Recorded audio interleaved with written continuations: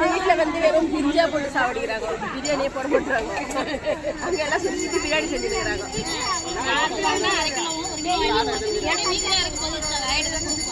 குழம்பு கண்டி வச்சு போட்டாங்களாங்க, குழம்பு கண்டி வச்சு தானே என்ன பக்கலையா கொசு பொறிக்க பக்கடாவா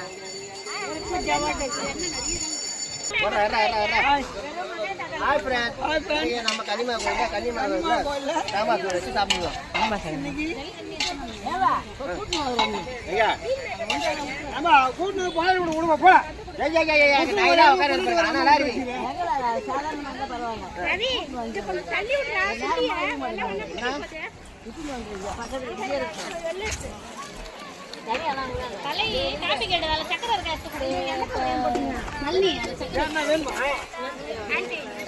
தியா ஹாய் சொல்லு. ஹாய்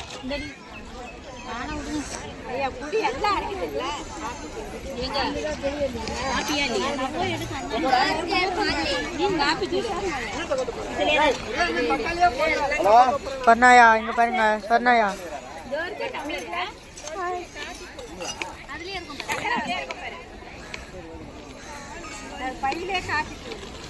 சித்தி சித்தி